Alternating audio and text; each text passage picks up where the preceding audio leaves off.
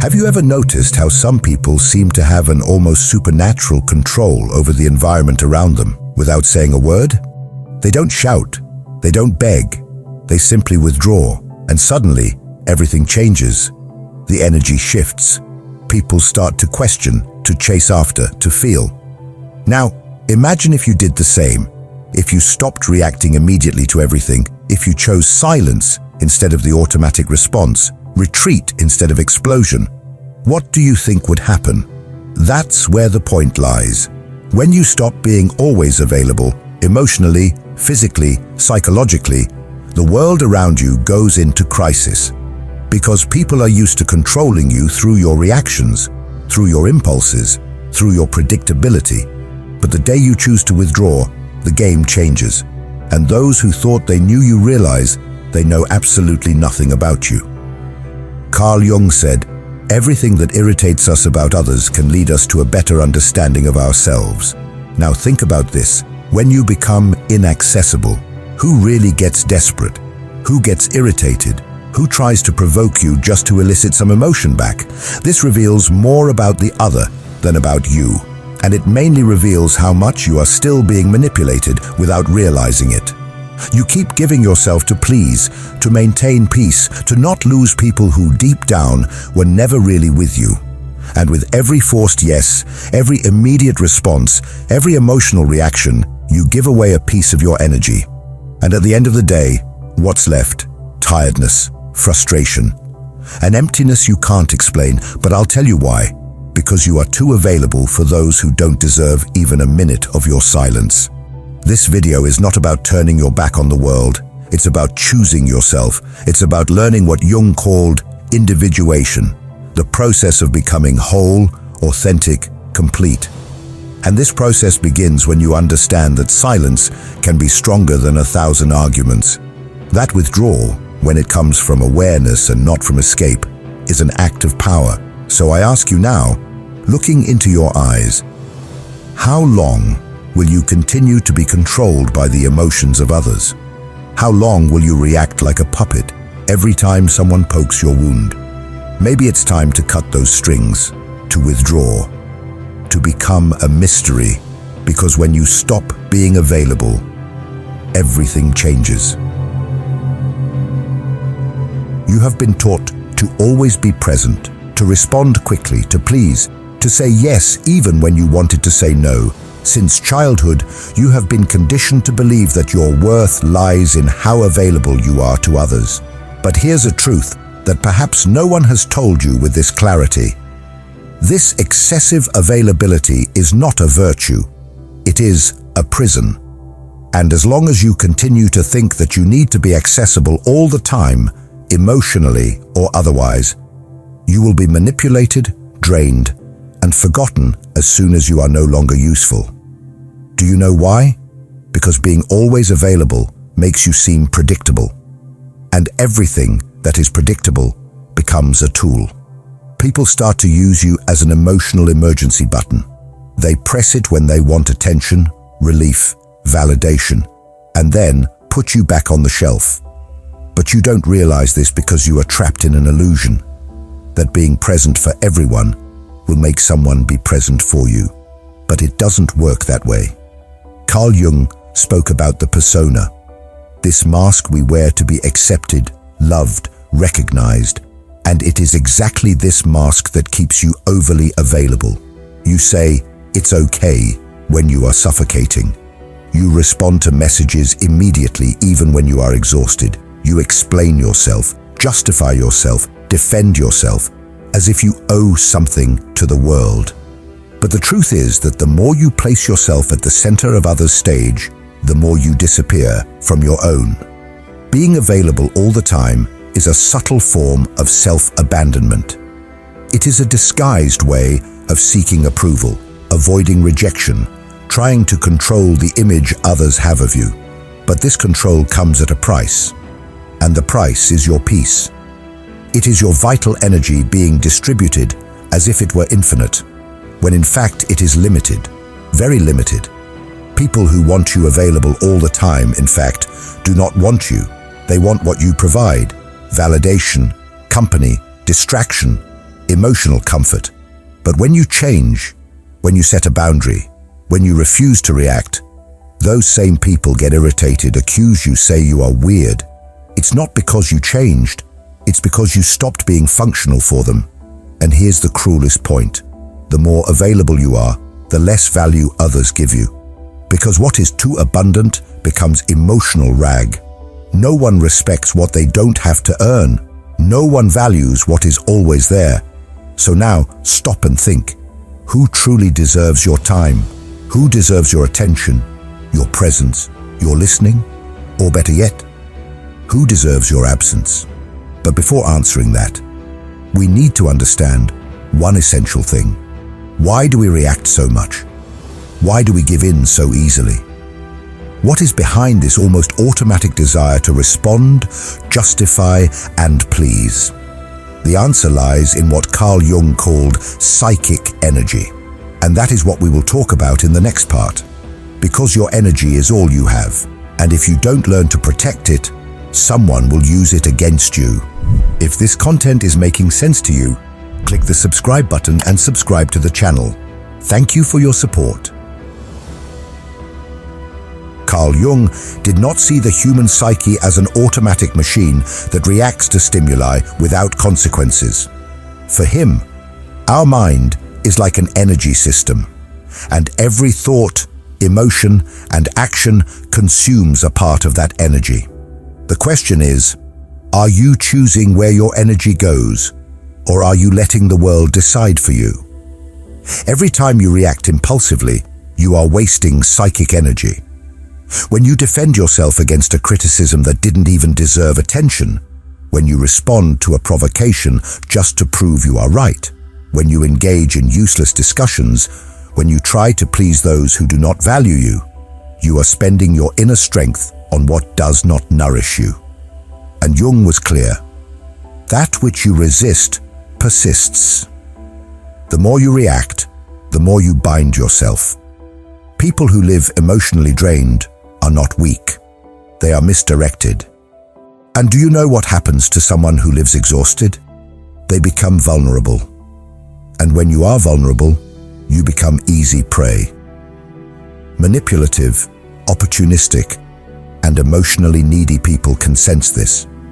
They notice that you do not know how to guard your energy, that you react to everything, that you're always trying to solve the world, and they take advantage of it. Jung said that a healthy psyche is one that knows how to keep energy within the system. This means knowing how to say no without guilt, knowing how to remain silent without feeling cowardly, knowing how to observe before acting. Because true power is not in reacting. It is in choosing when and how to act. And this is only possible when you know yourself well enough to recognize your own impulses. How many times have you lost sleep over an unresolved conversation?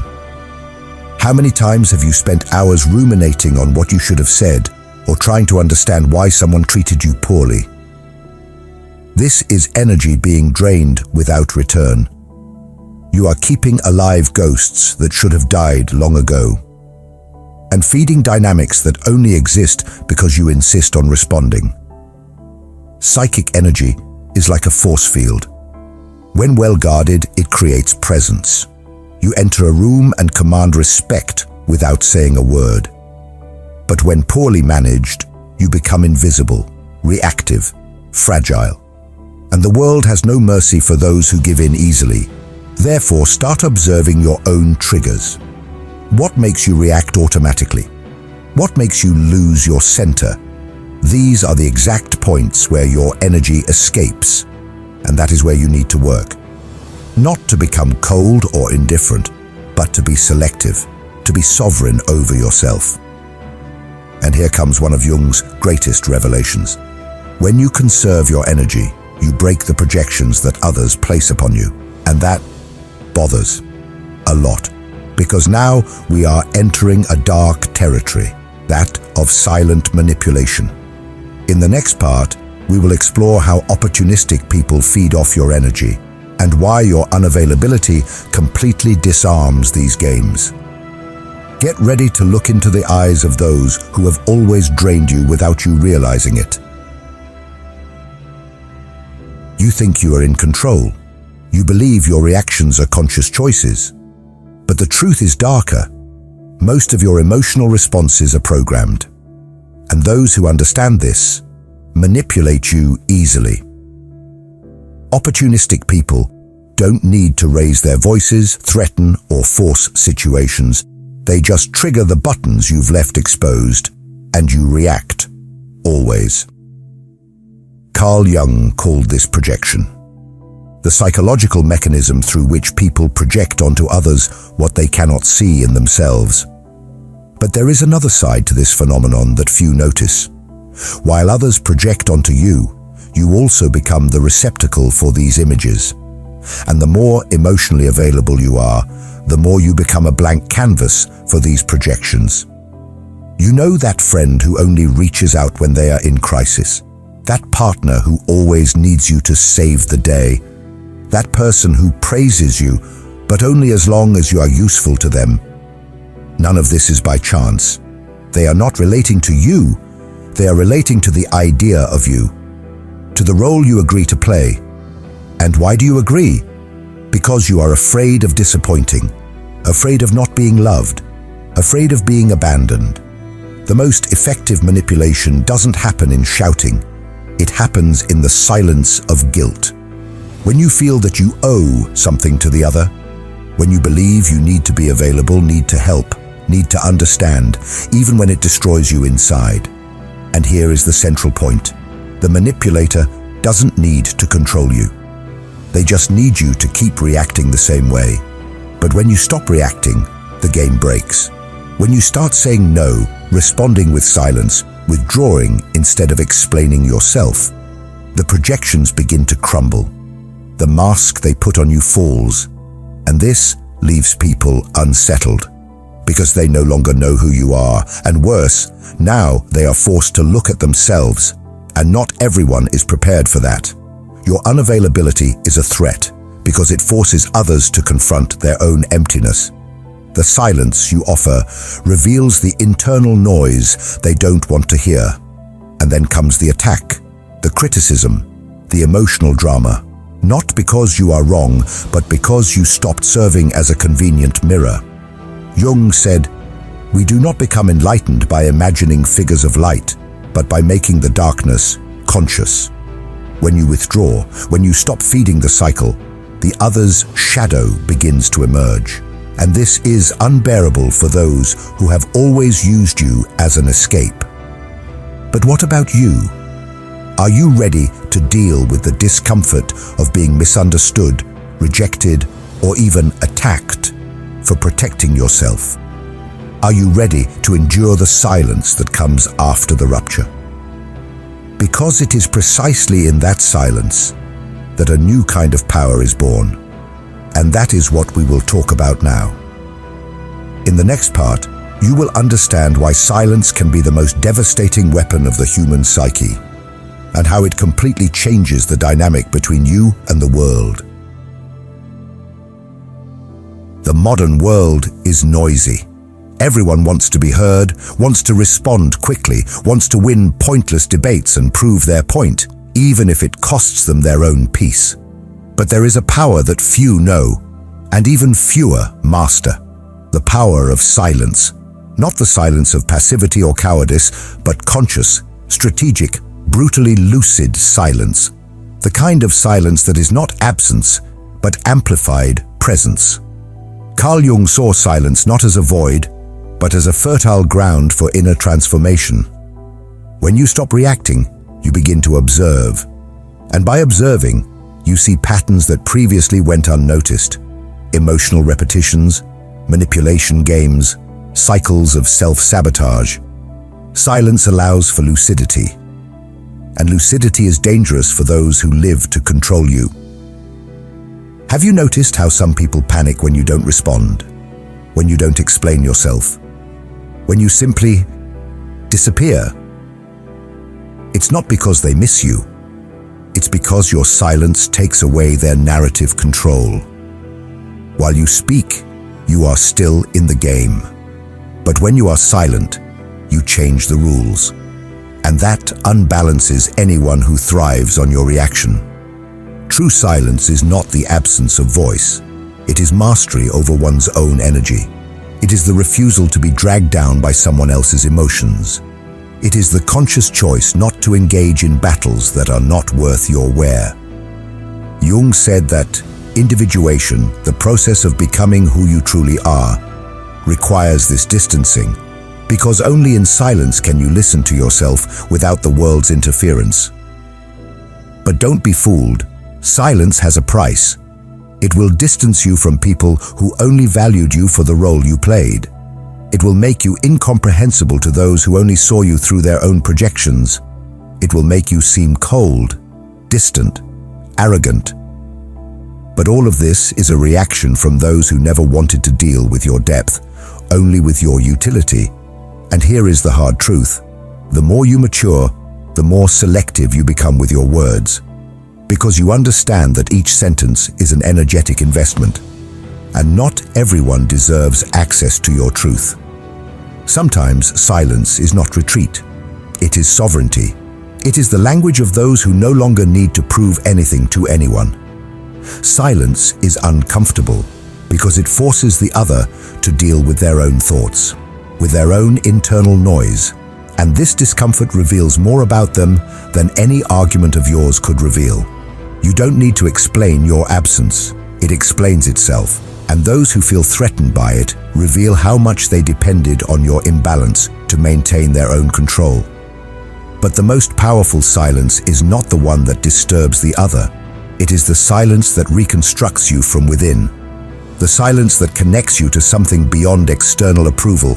It is in this internal space, free from others' demands, that you begin to recover your vital energy, to reconnect with your essence.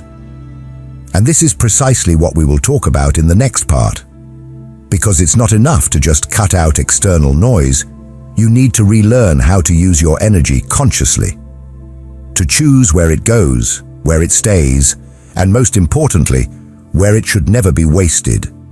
It's time to learn to be selective with your own soul. If you're in the process of reclaiming your energy and setting boundaries, you'll find real value in my book, Beyond the Shadow. It breaks down Jung's most important ideas and gives you tools to protect your energy, set boundaries, and reconnect with your true self. Link is in the pinned comment.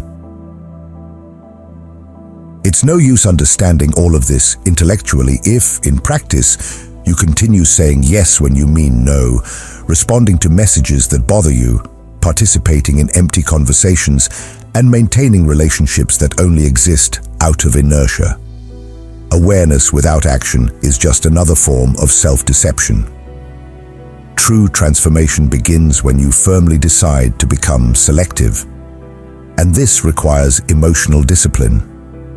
Conscious unavailability is not about being cold, arrogant, or indifferent. It's about no longer being accessible to anyone, at any time, for any reason. It's about taking control of your own energy, your own time, your own peace. And this starts with small actions, not responding immediately, breathing before reacting, leaving a discussion before being dragged into chaos, turning off your phone without guilt, saying, "Not today," saying, "I'm not interested," saying, "I won't get involved."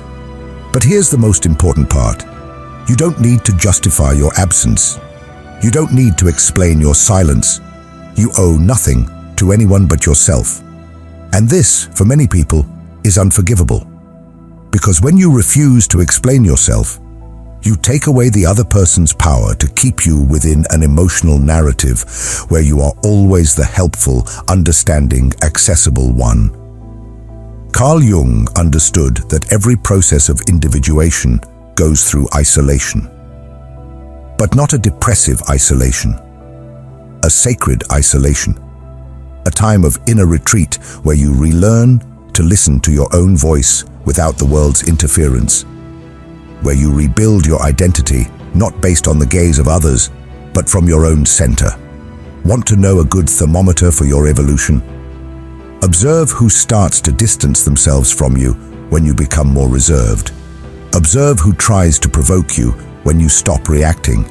Observe who accuses you of having changed when you finally start to protect yourself. These are not signs that you are wrong. They are proof that you have begun to free yourself. Being unavailable is uncomfortable at first. You will feel guilty. You will think you are being selfish. You will hear that you are being too harsh. But this is part of the deconstruction process. You have spent your life being conditioned to put yourself second. It's natural that change causes discomfort, not only in you, but in everyone who benefited from your old version. Conscious unavailability is the foundation of self-determination. When you say no to the world, you are saying yes to yourself. When you withdraw from a toxic environment, you are reaffirming that your peace is worth more than any false connection. And when you stop explaining yourself, you begin to be respected, even if it's by few. But not everyone is ready for this type of presence, because your emotional absence will expose wounds they do not want to face. It will reveal how much they depended on your emotional chaos to feel in control. And it is at this moment that the rupture comes. And with the rupture comes the pain, the loneliness, the estrangement, the feeling that you are losing something, when in fact you are just freeing yourself. But what happens after that? What comes after the distancing? What is born from the silence? In the last part, we will talk about this, about the rebirth that only happens when you have the courage to be misunderstood, to be alone, and to become whole on your own. It's time to understand why the loneliness of the strong is the path to true freedom. When you stop being available to everyone, something profound begins to happen. First comes the silence, an uncomfortable silence that seems to scream inside you. You wonder if you did the right thing, if you are being too harsh, if you are losing people who liked you. But gradually, this silence transforms. It begins to cleanse, to calm, to heal. And then comes solitude, but not the solitude of absence. It is the solitude of total presence, your own. The solitude of the strong. The solitude of one who no longer betrays themselves to keep others close. And in that space, where there was once confusion, clarity enters. Where there was once anxiety, peace enters. Where there was once neediness, a new kind of strength enters. The strength of being whole within yourself. Carl Jung said that the process of individuation, becoming who you really are, requires you to distance yourself from the collective, that you disidentify from the mask, that you walk alone for a while. And that is exactly what you are doing when you decide to become unavailable. You are not fleeing the world. You are returning to yourself. It is at this point that you stop being a reactor and become a creator. You cease to be shaped by circumstances and begin to shape your reality from within. The people who feel uncomfortable with your absence, they reveal that they never wanted you. They wanted the role you played. And now that you no longer fit, they don't know what to do with you. And that is liberating. You will lose people, but you will find yourself. You will distance yourself from places, but you will reconnect with your essence. You will become misunderstood, but finally, you will begin to be respected. Because when you are no longer available for anything, you become valuable, rare, unforgettable. And don't be fooled, this is a rebirth, a new beginning, the start of a life where you are no longer available for emotional crumbs, for mind games, for voids disguised as affection. Now you only accept what resonates with your peace, with your truth, with your wholeness. And if you have made it this far, it's because a part of you is already ready for this new path. A part of you has already understood that being loved means nothing if, for that, you have to abandon yourself. And that true self-love begins when you choose yourself, even if it costs you to be alone for a while. Now tell me in the comments, are you ready to be misunderstood, rejected, or even hated in the name of your inner freedom? Are you willing to pay the price of being you? If this message touched you, if it made sense, write in the comments, I choose my peace. Let's see how many here are ready for this transition. And don't forget, keep watching the next video. It's important. much more than you imagine. See you there.